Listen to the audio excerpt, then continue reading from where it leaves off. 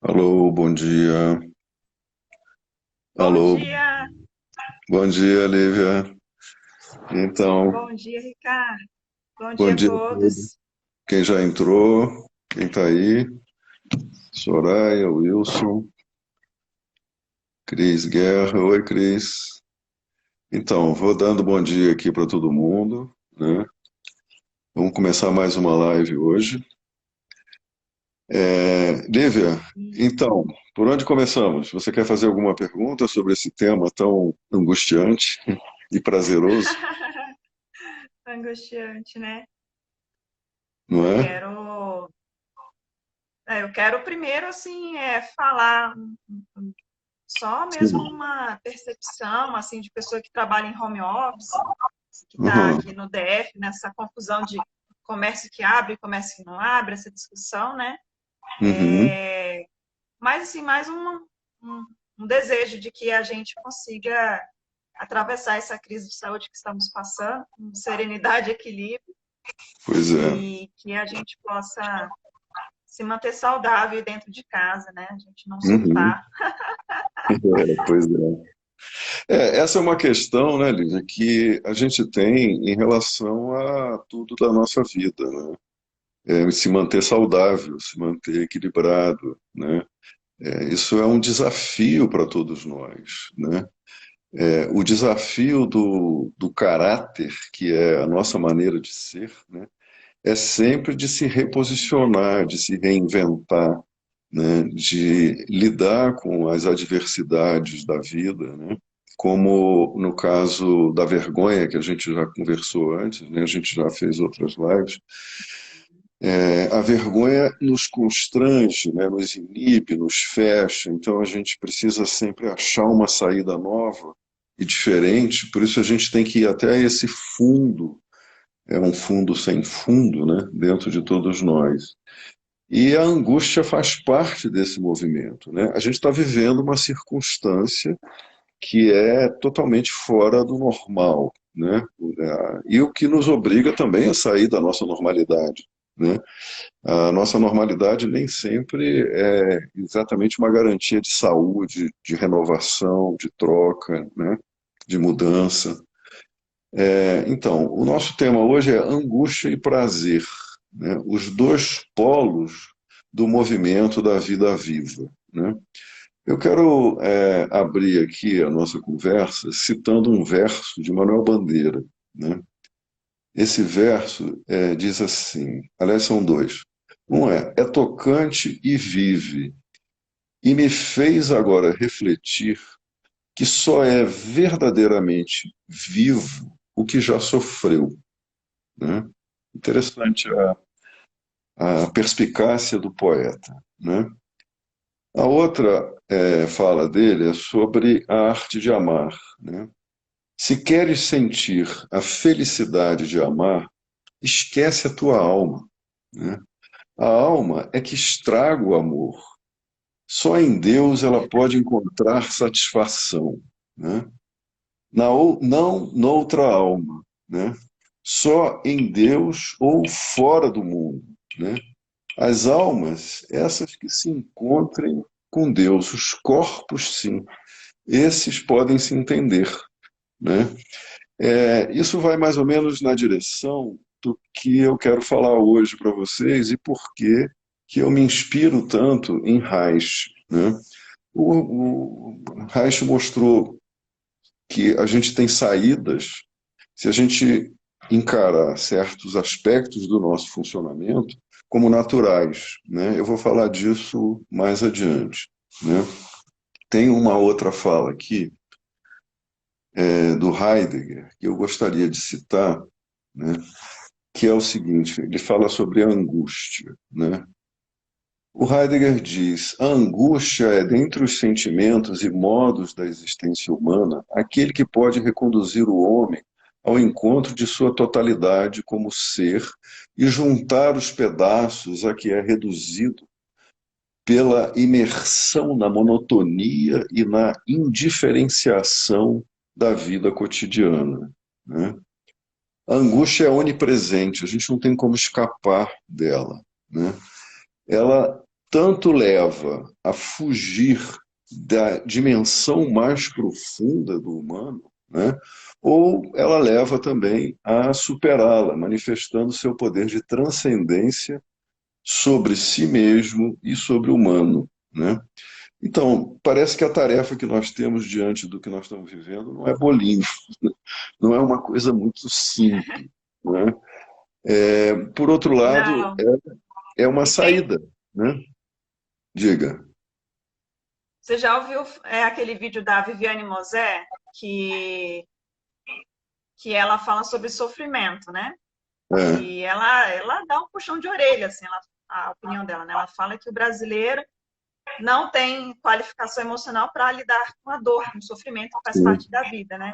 E ela exato. fala assim, o que é o homem bacana, né? O homem bacana não é aquele que vence, né? Aquele que ganha, é aquele que É, consegue fluir, isso, que que consegue consegue aprender com o transitar, sofrimento, né? E aí ela fala, exatamente. não, o brasileiro, ele É, sofre, aí já vai tomar um remédio. é, Sofre, aí já vai para o shopping comprar. Né? Então, não essa questão da é, gente não ter as ferramentas, né, de lidar com uhum. os desafios da vida, O Brasil foi a crítica que ela fez nesse vídeo. Eu acho esse vídeo genial, que ela traz é essa muito reflexão, bom, né? sem dúvida, né? O Brasil é uma espécie de amostra assim, de todas as etapas e fases do desenvolvimento. E o brasileiro médio, ele se mostra cada vez mais atolado ainda na primeira infância, né?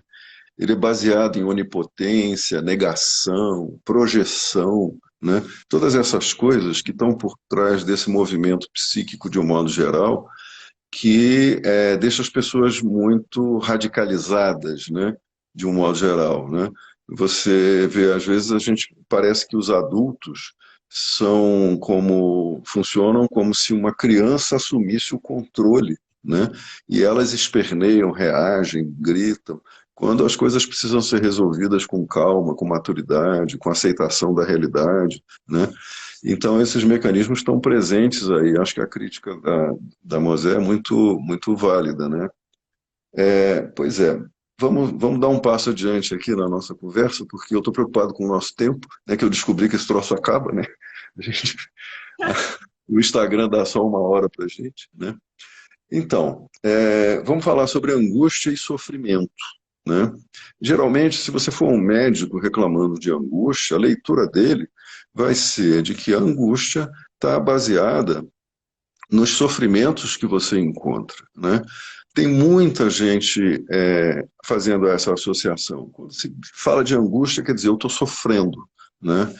E é claro que a angústia remete ao sofrimento, de, sem dúvida alguma. E ele pode ser um sofrimento agudo, pode ser circunstancial, pode ser relativo a uma vivência de separação, por exemplo, a uma perda, a uma circunstância como a que nós estamos vivendo, né? Essa situação nos angustia, é natural que nós fiquemos angustiados, né? Com tudo que isso acarreta, né? Afetar a nossa sobrevivência, afetar a nossos relacionamentos e todas as nossas fontes de prazer, então está tudo sendo repensado aí, né?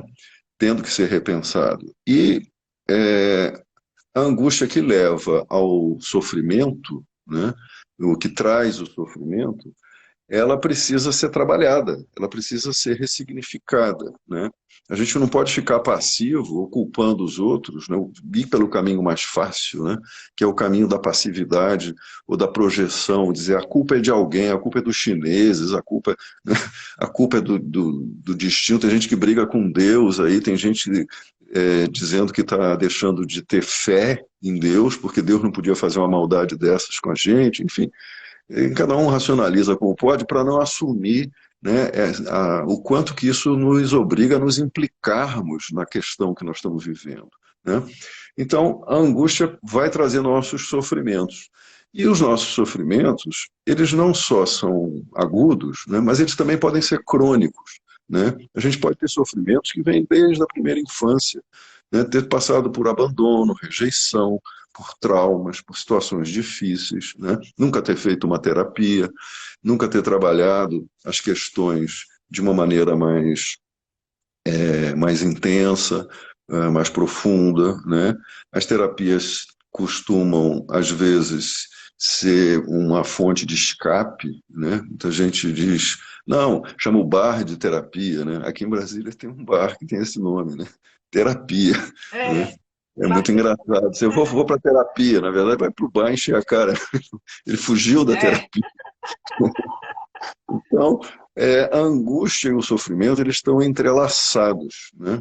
Eu vou explicar melhor daqui a pouco por que disso no corpo, né? Porque a gente se fecha, né? A gente se constrange, a angústia é um movimento de contração do corpo que é natural, né? Isso pode não ser sofrido, né? Isso pode ser sentido de outra maneira, né? A ansiedade já é diferente. É, ansiar por, né? Ansiar por alguma coisa, né?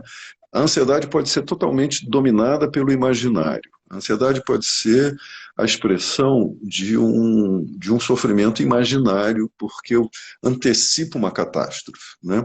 Eu vou andar de avião, ai meu Deus, como vai ser esse voo? Né? Eu vou me deslocar daqui para ali, e esse deslocamento pode ser povoado de ansiedade, porque a pessoa tem uma expectativa de fracasso, né?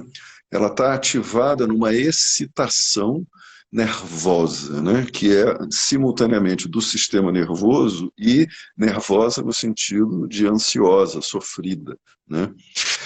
Essa passagem essa ansiedade, perdão, sofrida, né? É a ansiedade dominada pelo imaginário, pelo si então, né? E existe uma outra ansiedade, que é a ansiedade da expectativa positiva, né? Ah, a gente vai se encontrar, a gente vai rever os amigos, ou a gente vai para um encontro amoroso, a gente vai para uma situação nova. A ansiedade de apresentar uma tese, ela pode ser vivida como eu estou indo para o sacrifício, né? Vão me matar, estou indo para a morte, né? Ou eu estou indo para uma passagem, para uma transcendência, um rito de passagem, que pode ser percebido também como uma coisa boa, né? Uma ansiedade positiva, uma expectativa de prazer, né? A angústia, ela pode estar associada aos fatos da vida, né? Coisas que estão acontecendo, como isso que a gente falou agora, né? E ao nosso histórico, né? Isso fala de um sofrimento que é inerente ao que a gente experimenta, mas que tem a ver com a maneira como a gente o interpreta, né? É muito comum se pensar que psicoterapia corporal, por exemplo, é uma maneira de não pensar, né? Às vezes eu recebo, alguém me liga e diz assim, eu queria fazer essa terapia corporal aí, porque parece que eu não quero falar, esse negócio de ficar falando me incomoda muito, né? Então vai para uma quero massagem, só né? mexer o corpo. Vai para uma dança, vai fazer uma coisa que te dê algum prazer temporário, mesmo que isso não resolva as suas angústias, né? Porque a psicoterapia, pelo corpo, ela tem que passar pela angústia também, ela tem que passar pela maneira como a pessoa lida com as suas questões, né? A gente tem um movimento corporal, né, que é de expansão e contração, que foi o que o Reich observou. Isso é inerente à matéria viva, isso é inerente ao nosso funcionamento, né? Quando a gente expande porque a pulsação, o mecanismo de pulsação está agindo dentro de nós, né? Expansão vai até um certo limite. E aí tendemos a uma contração, né? Se a gente fizer uma analogia com um pêndulo, né? Por exemplo, o pêndulo vai na direção da expansão, depois ele volta na direção da contração, né? Isso é análogo a expandir, prazer, contrair, angústia, né? O que vai determinar se o prazer vai ser percebido, se a expansão vai ser percebida como uma expectativa positiva ou negativa, é o nosso filtro sensorial, é a nossa mente, é a maneira como nós interpretamos, né? Tem gente que, por exemplo, tem um encontro amoroso, conhece alguém e começa a sentir coisas, né? Começa a ter excitações, e essa expansão começa a trazer medo, né? E a pessoa começa a interpretar que aquilo é perigoso, porque ela teve relacionamentos amorosos que foram difíceis, ou por qualquer outro motivo que está no imaginário da pessoa, né? Então, isso é o objeto da nossa análise na terapia, né? Como é que você está interpretando isso que você está vivendo, né? Será que essa expansão representa uma ameaça, um perigo, né? E, naturalmente, nós tendemos à contração. Eu dei um exemplo baseado em você encontrar alguém e se excitar com esse encontro. Alguém atraente, alguém que combina com você e ter excitação com esse encontro. É uma expansão que vem de uma interação. Mas existe uma expansão natural do corpo que acontece independente dos objetos externos, né? É uma expansão que nos leva a buscar um objeto de prazer, né? De realização, de satisfação para essa expansão, né? Isso é perceptível por alguém que está minimamente livre, né? Livre para se expandir e livre para se contrair, né? Da mesma forma, quando nós nos contraímos, né, a gente pode estar se contraindo como reação a uma situação de perda, ou de rejeição, ou a uma ameaça, né? Um temor que faça com que o organismo se contraia. Isso é um mecanismo de defesa, um mecanismo de sobrevivência, né? A cronificação dessas contrações vai gerando cada vez mais angústias, né? Vai nos tornando cada vez mais contidos, sofridos, né? E aí tem os sofrimentos crônicos que são efeito dessa contração nunca ter sido desfeita, né? Quando há essa possibilidade de contração também, simplesmente porque o organismo está cumprindo a sua função. Ele vai se contrair.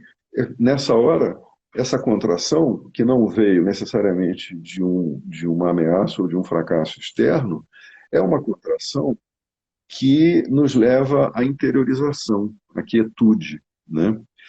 E nessa hora a gente pode fazer analogia com uma semente dentro da terra, né? Como a semente germina na escuridão da terra, né? A semente vai, para ela brotar e virar uma árvore que dê frutos, ou uma planta, né, que dê flores e frutos, ela precisa desse tempo de contração, né? Isso é análogo ao sono, por exemplo, né? Quando a gente dorme, a gente vai para dentro, né?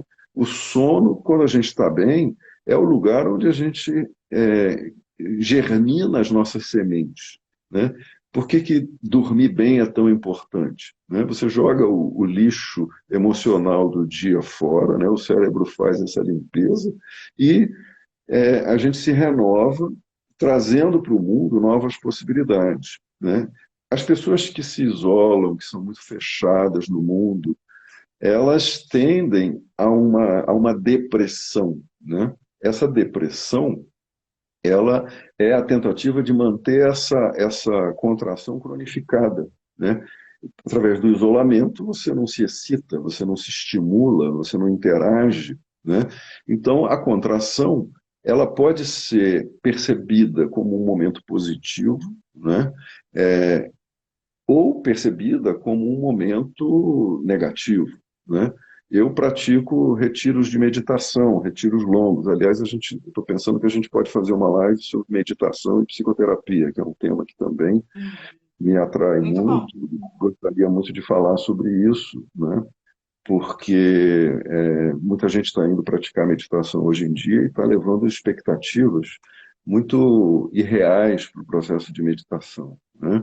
E vice-versa, né? Também se tem uma expectativa muito irreal sobre o que a terapia pode fazer com uma pessoa. Então, eu, por exemplo, em retiros longos, chega um momento que a mente cessa completamente, né? Você não tem mais com que se preocupar, porque você está totalmente imerso nas suas sementes, né?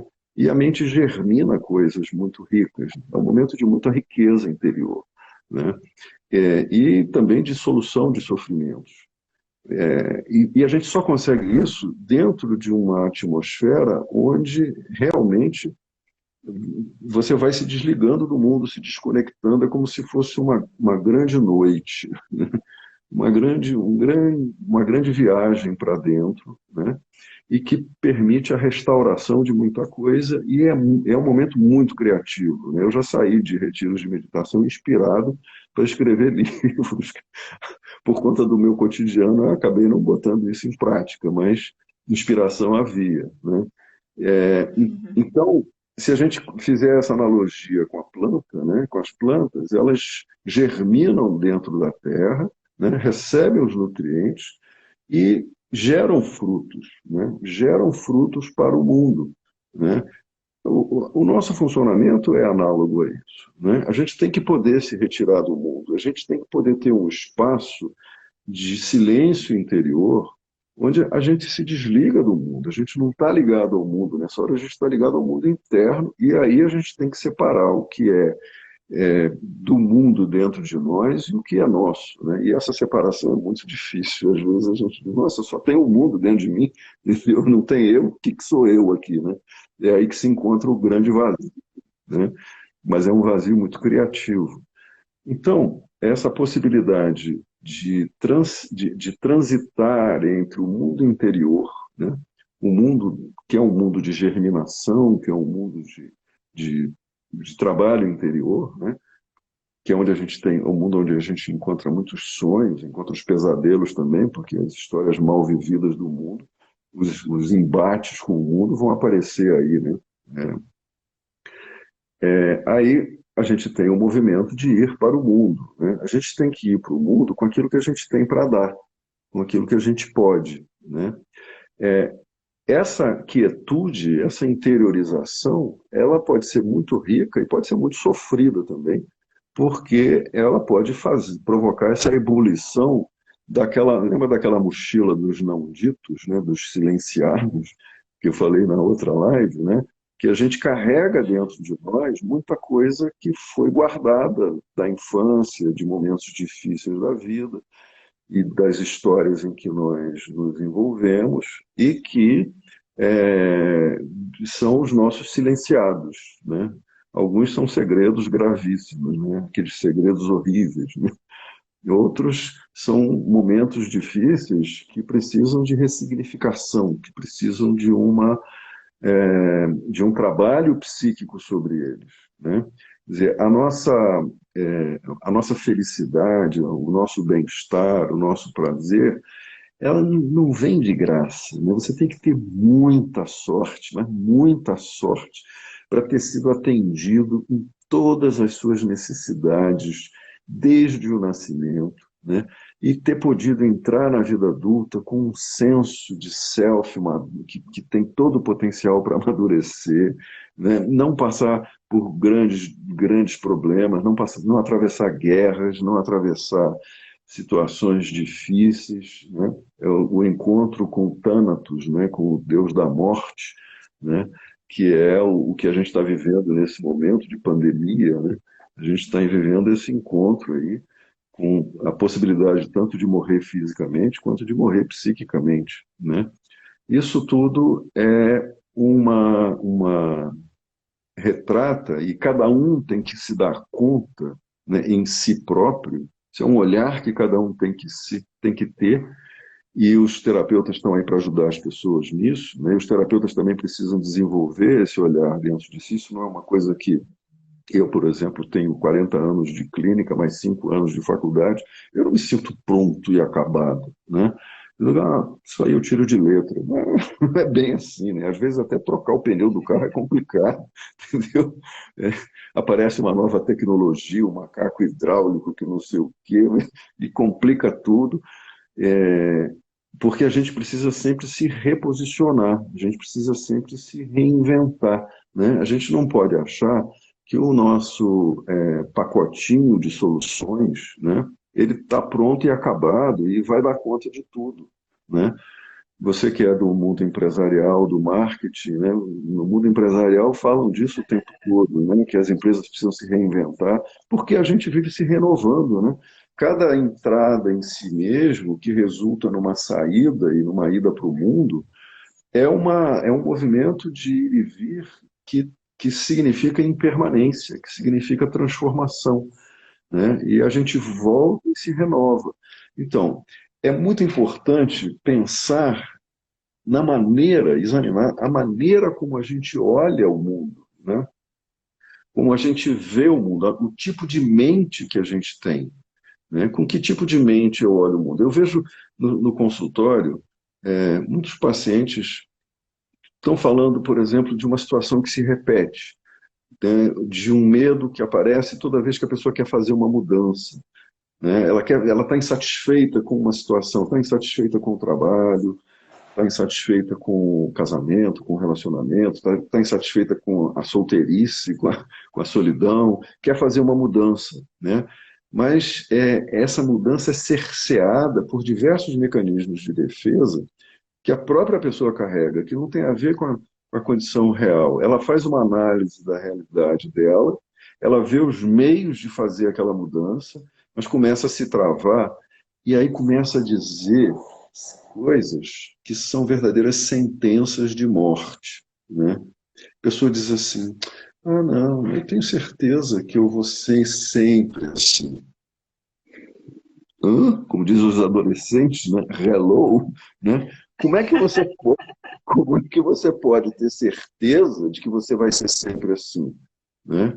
Você está Mas sentenciando. isso é um comportamento de autossabotagem? Sim, é um comportamento de autossabotagem e que expressa o medo da mudança. O medo, porque o movimento de ida para o mundo, né? O movimento de transformação é um movimento que nos gera angústia, né? Você sair da zona de conforto, você sair daquele espaço em que você se sente seguro, geralmente, né, a pessoa pode perguntar assim: mas o que que me segura nesse lugar, né? O que que me segura nesse relacionamento? O que que me segura? É isso, né? É o que me segura.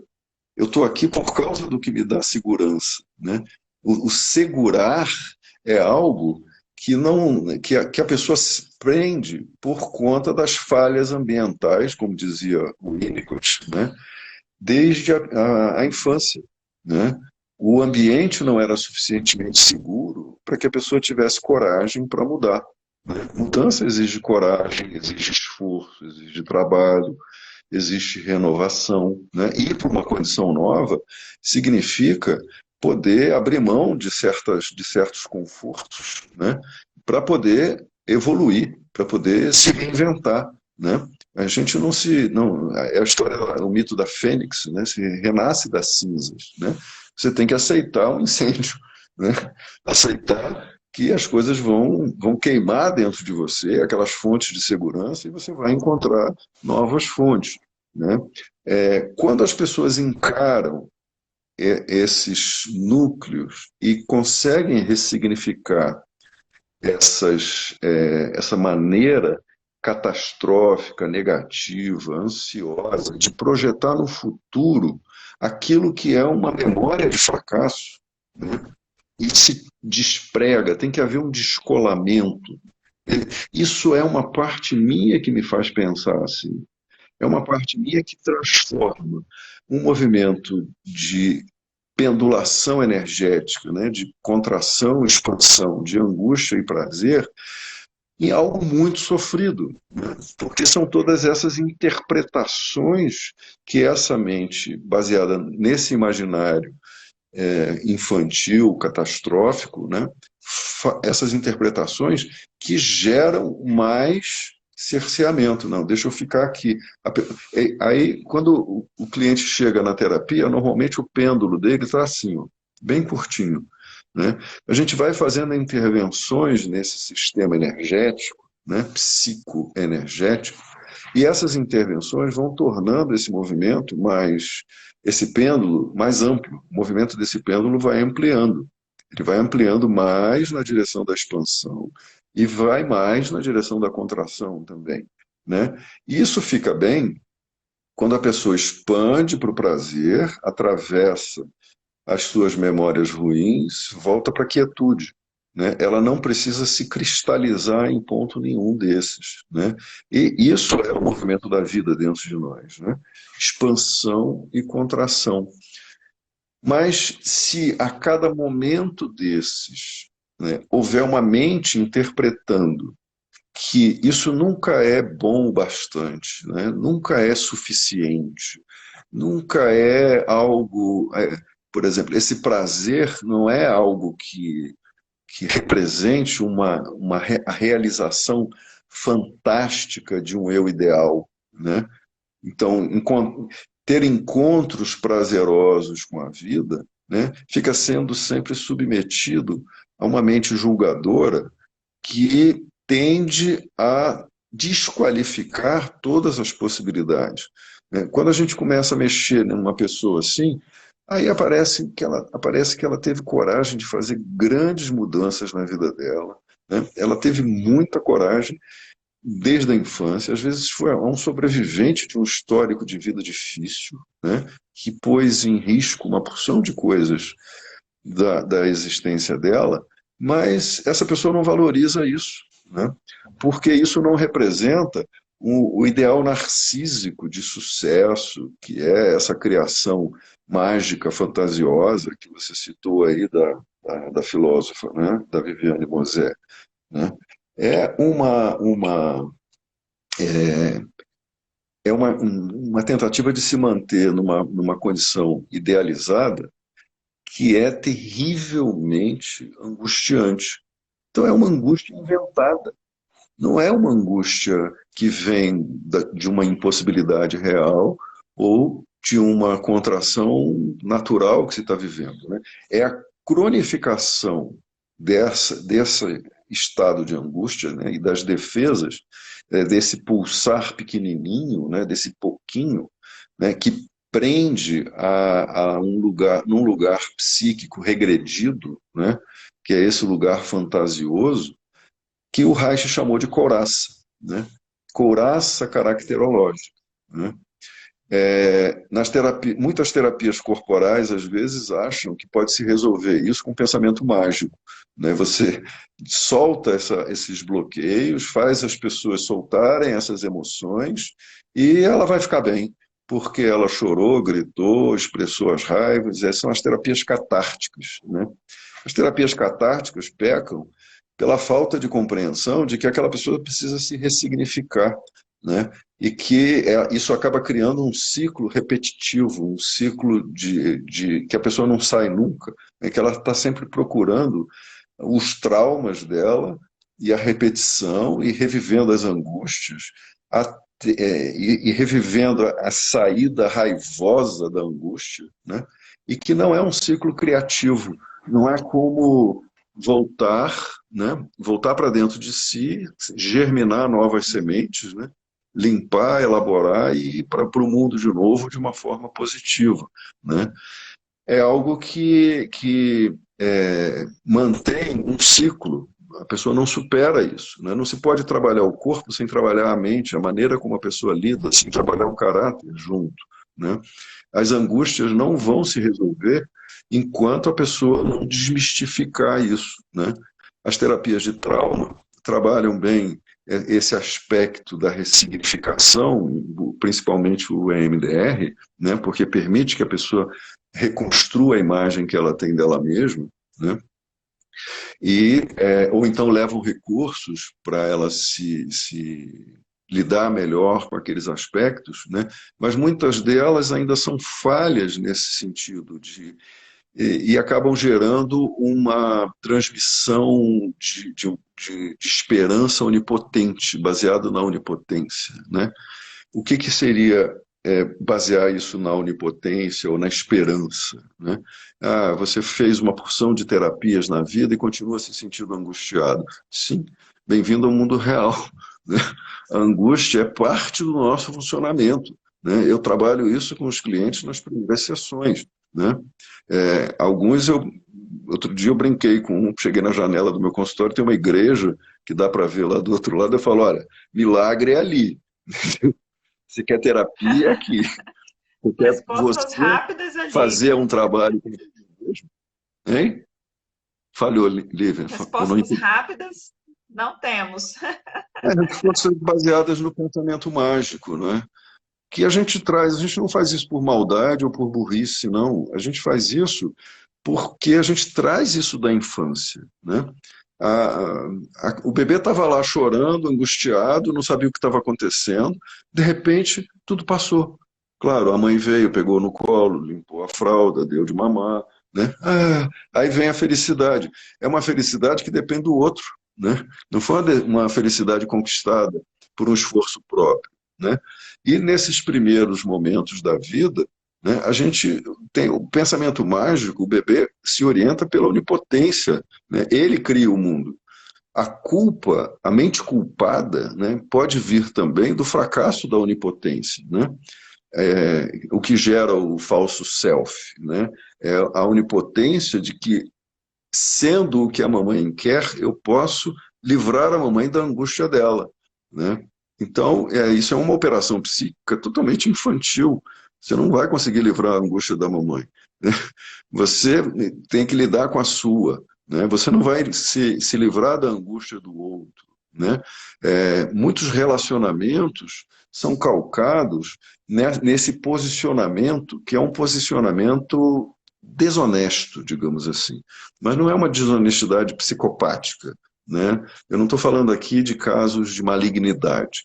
Eu estou falando da normopatia, né? Da vida normal, né? Um se oferece para o outro como uma solução, né? Que é uma mentira fálica, né? E a pessoa acredita naquilo, né? As piores mentiras não são as que a gente conta para os outros, são as que a gente conta para nós mesmos, né? A gente tenta transformar uma mentira em algo real, né? E isso é um problema, porque quando você aceita o, o eu como é, né? Você aceita os limites, você aceita a falta, né? Você aceita que a gente se empenha em fazer o melhor possível. A gente tenta fazer o melhor possível para o outro, ou através do nosso esforço, do nosso empenho, né? O problema se cria Por isso quando... que tem que ser, Oi? Fala. por isso que tem que ser terapia, né, para autoconhecimento, porque aí a gente vai Exatamente. E o terapeuta tem que ter tendo feito a essas sua terapia informações. A também. gente não consegue fazer isso de forma isolada, sozinhos, né? E eu Exatamente. E o tenho uma terapeuta... dúvida. Você falou Diga. do MDR, Uhum. é uma das técnicas mais que você mais utiliza no caso desse tema em consultório? Uma Ou das que eu você mais... utiliza outras técnicas corporais, O, além do MDR? Sim, eu sou um terapeuta haitiano, né? Então eu tenho esse olhar do caráter, né? Pelo caráter, eu vejo como é que os traços de caráter estão se manifestando na pessoa, né? Eu vejo os conteúdos, de que ela está sofrendo mais. Ela está sofrendo uma angústia de abandono, uma angústia de separação, uma angústia por culpa, ou tudo isso junto, né? Ela está sofrendo por um fracasso narcísico, né? Ela está sofrendo por um temor a não poder se restaurar de uma vivência traumática muito impactante, né? Você imagina, tem pessoas, vamos tomar a pandemia aí como exemplo, né? Tem gente que está perdendo 3, 4 parentes, amigos próximos, né? Isso impacta pode nos levar para esse lugar de total desamparo, né? Porque eu não consigo mais manter relações significativas na minha vida, né? Elas se foram. Isso é doloroso, isso é difícil, né?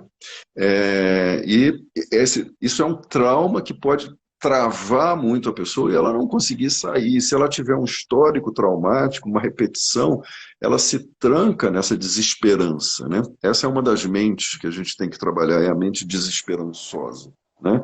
É a mente que não vê mais perspectiva de futuro, que é atipicamente do traumatizado, né? Que já fez, às vezes as pessoas fazem muita terapia e não conseguem vencer isso, né? E culpam as terapias. Na verdade, é a dificuldade que ela tem, a dificuldade forte, né? Na época do Reich, isso se chamava reação terapêutica negativa, né?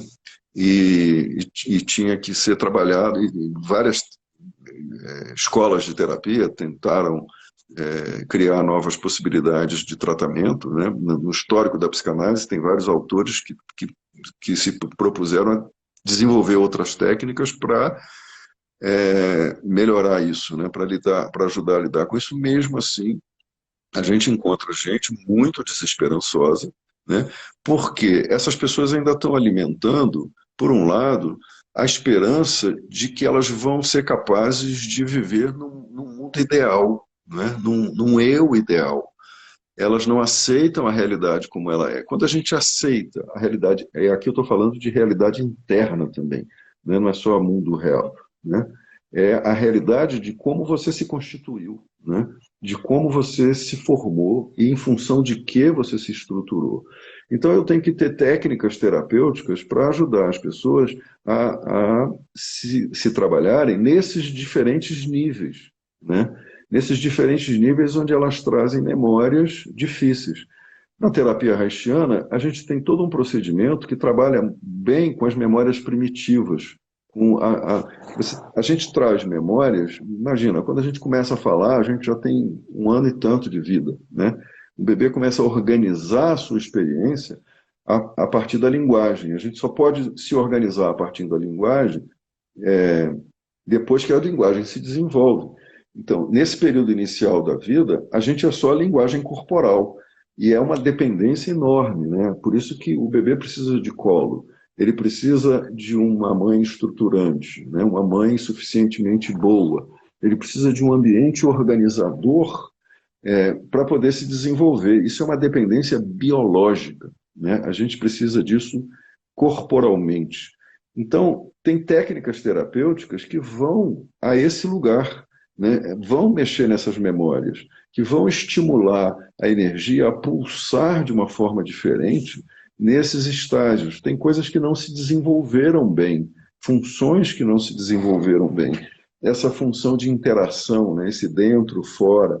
Para muitas pessoas, isso é muito complicado, estar dentro de si e para fora, estar no mundo, né? Fazer esse trânsito bem feito depende de coisas que tenham se desenvolvido nesse período pré-verbal, né?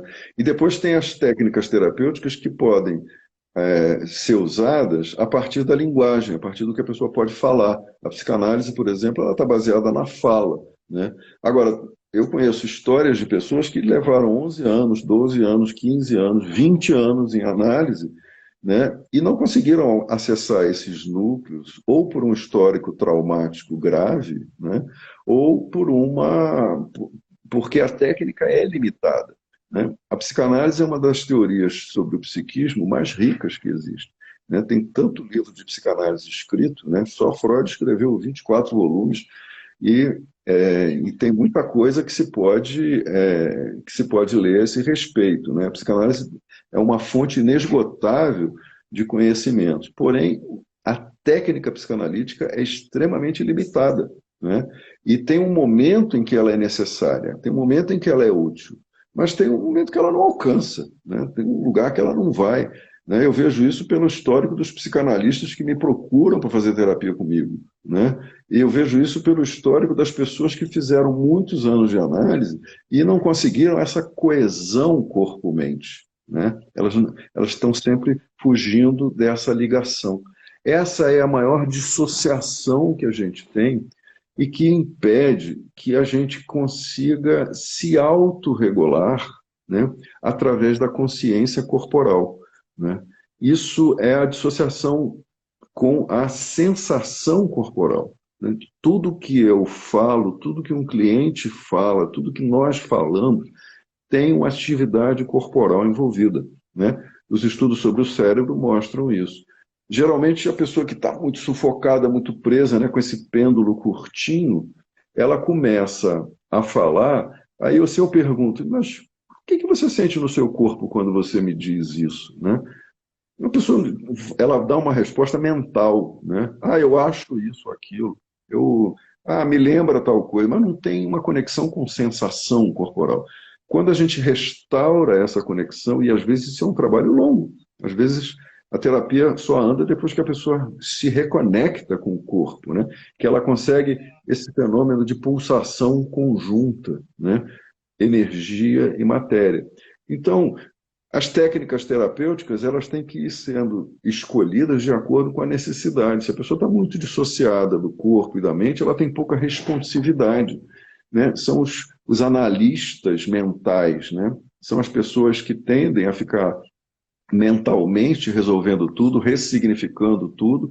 Aí quando você fala, de uma mudança, eu digo, não, isso não vai acontecer nunca. Aí vem a desesperança, né? Porque a pessoa não consegue estabelecer mudanças significativas, restaurar as conexões amorosas com a vida, né? As conexões de prazer com a vida, porque ela está bloqueada, ela tem uma couraça que não deixa ela se perceber como mais capaz do que ela é, né? É claro que há também uma série de limitações técnicas aí, às vezes as técnicas são usadas, técnicas corporais, são usadas de forma inadequada, né? Nenhuma terapia, nenhuma, produz um sucesso absoluto em todos os casos, né? Quando os estudos científicos sérios mostram, dizem assim, 60% dos pacientes melhoraram nisso, 80% melhoraram naquilo, 40% melhoraram naquilo outro, entendeu? Dependendo do grau de malignidade, né, que é a coisa mais grave, as condições mais patológicas, que envolvem doenças tipo droga-adicção, alcoolismo, né, depressão crônica, essas pessoas que estão mais travadas e que têm uma mente muito cheia de negatividades, elas são atraídas pela morte, pela negação da vida, de uma forma muito intensa, né? É muito difícil acessar esses núcleos e botar a vida para funcionar ali dentro. E são pacientes que, para acessarem isso, eles precisam atravessar uma barreira muito profunda, que se chama o deserto emocional. Reich falou disso, né?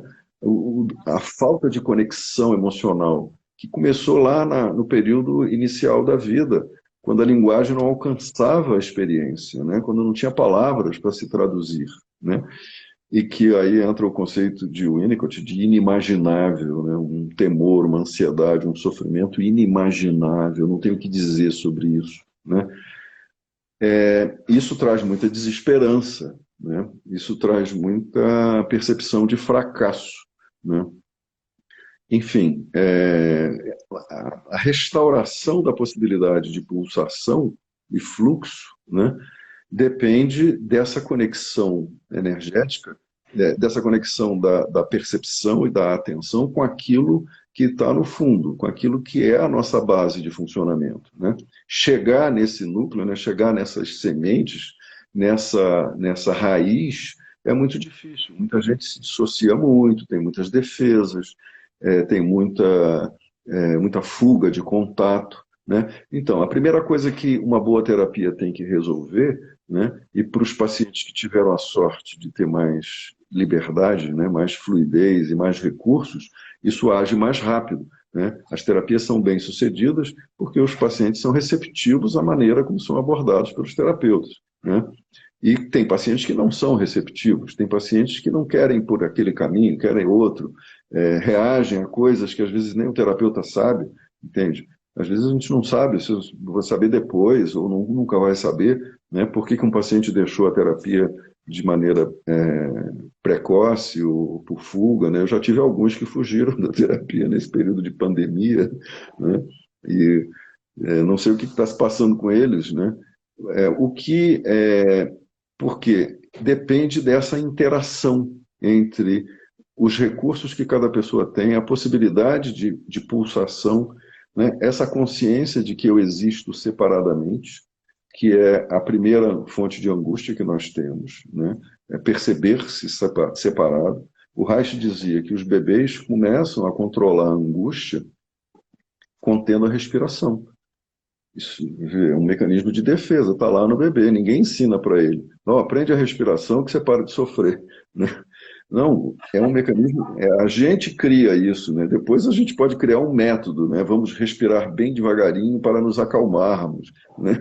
Porque uma respiração plena, que flui, que expande, contrai, né? Que abre o tórax, é uma respiração que também leva para as angústias, né? Ela ativa as áreas do corpo onde as memórias traumáticas estão presas, né? E quando isso é ativado, a gente tem que fazer um trabalho ali também, né? Nosso tempo está quase acabando, Lívia. Você quer perguntar alguma coisa? Será que a gente pode... Esse tema vai ser abordado nos seminários? Sim, esse tema está sendo abordado sempre, né? E peraí que eu estou vendo aqui os comentários para ver se tem alguma pergunta. Alguém mais tem pergunta? Espera aí. Como é que esse encontro com o meu eu?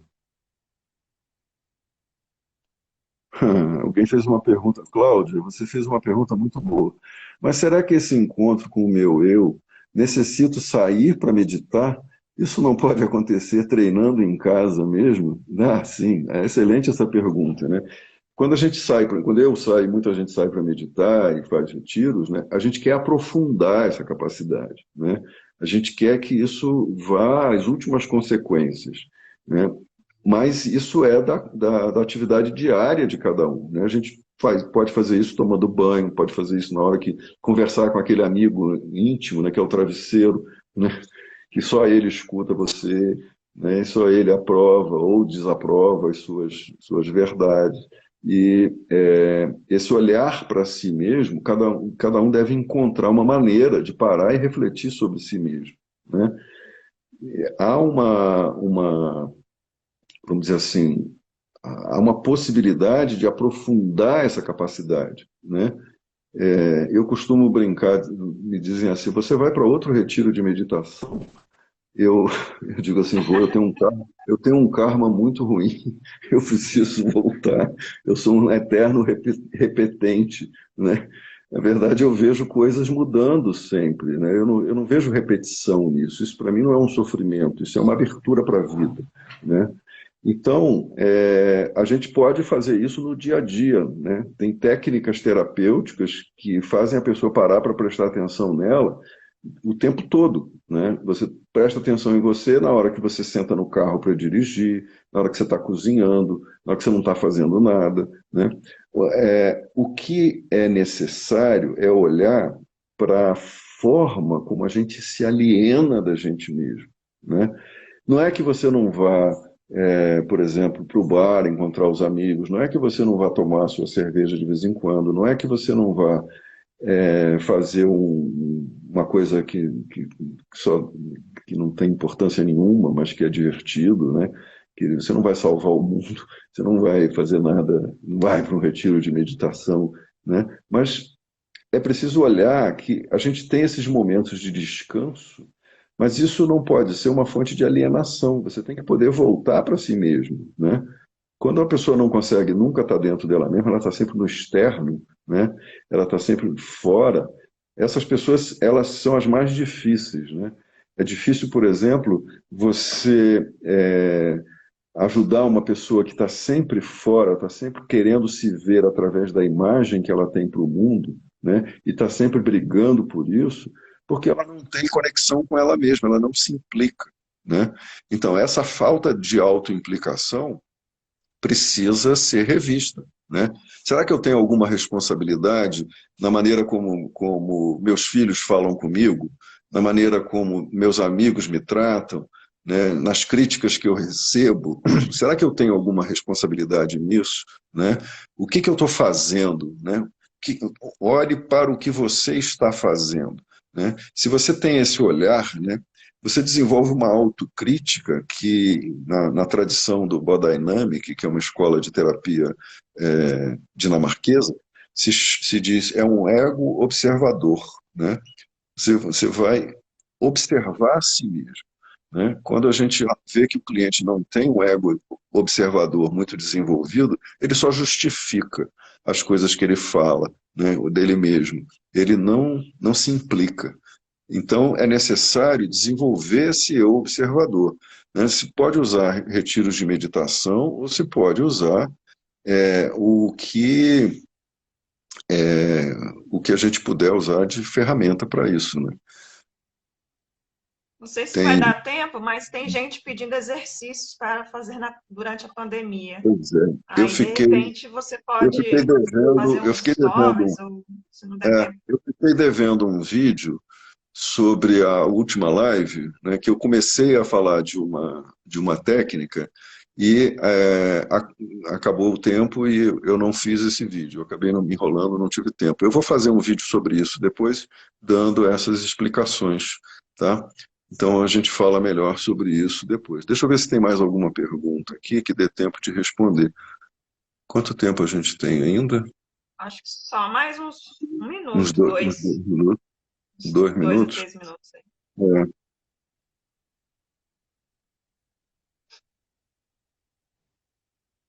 Você acredita no tripé corpo, mente, espírito para auxiliar a pessoa em seus sofrimentos? Claro, né? Corpo, mente, espírito, corpo, mente, energia, tudo que tem que faça sentido para a pessoa, né, vai ajudar a pessoa a lidar com os seus sofrimentos. O que a gente tem que vencer é a passividade, o fatalismo diante das angústias, né? A gente tem que tentar se demover da ideia de que isso é um destino, né? A gente tem como destino sentir angústia. A maneira como a gente lida com a angústia não é um destino, né? Isso pode mudar, né? Ok? Deixa eu ver outra pergunta aqui.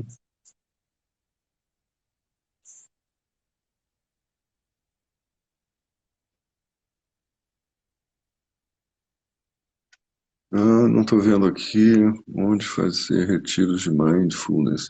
Alguém perguntando por retiros de mindfulness, eu não sei, mas a internet está cheia. Bota o nome do Leonardo Bittencourt aí no Google, que ele está coordenando cursos de mindfulness, é um amigo meu, e é um psicólogo que trabalha muito bem com isso, né? A live vai ficar salva e nós vamos subir hoje ainda para o YouTube da Somática, tá? Para quem quiser assistir na íntegra ou compartilhar com amigos. Isso aí. Não percam, quem quiser assistir de novo, né? É só assistir no Instagram hoje ainda, em 24 horas, ou depois no YouTube. Pode mandar as dúvidas também via direct message no privado. Também, okay. Porque aí isso até vai ajudar a gente pensar nos próximos temas. Exatamente. Se alguém quiser alguma sugestão de tema que eu esteja à altura e seja capaz de falar, né, a gente pode pensar em produzir. Né? Ok, então, você quer falar mais alguma coisa, Lívia? Deixa eu ver se nos meus... Por enquanto é isso. Eu acho que a próxima live a gente pode falar um pouco mais sobre essa pandemia, né? Falar um pouco mais desse momento também. E a próxima live vai ser na próxima quinta-feira, né, Ricardo? Sim. Tem uma pessoa perguntando aqui. Às 11 horas. A ideia é essa. Vamos ver se a gente consegue manter as quintas-feiras às 11 horas, pelo menos por enquanto, né? Ok? Então, acho que por enquanto é isso. Vamos ficar por aqui. Espera aí que tem um comentário aqui que eu vou aproveitar o tempo. O Narman é um psicanalista do Rio de Janeiro. Obrigado aí pela presença, Narman. Ele fez um comentário aqui que diz o seguinte: eu estou de acordo com uma ressalva winnicottiana. O bebê, durante os primeiros tempos de vida, necessita ser onipotente. Eu não expliquei isso bem. Onipotência que vai diminuindo, mas sempre deixam traços, exatamente. Isso aqui é uma boa diferenciação, né? A onipotência vai diminuindo na nossa vida, a gente tem que abrir mão dela, né? Aqui eu entro com o viés do meditador, né? O meditador sabe disso e o meditador acaba vendo a sua onipotência cair totalmente por terra quando ele percebe que o eu não existe, né? Que não existe uma instância fixa chamada eu, né? Que eu não tenho que lutar para manter uma coisa que é circunstancial, né? Existe circunstancialmente. Mas isso pode ser conversa para a live sobre meditação e psicoterapia, né? Estamos com 13 segundos para terminar, ok? Um abraço a todos, muito obrigado. Obrigado a todos que estiveram presentes. Pessoal. E aos que vão assistir. Um grande abraço.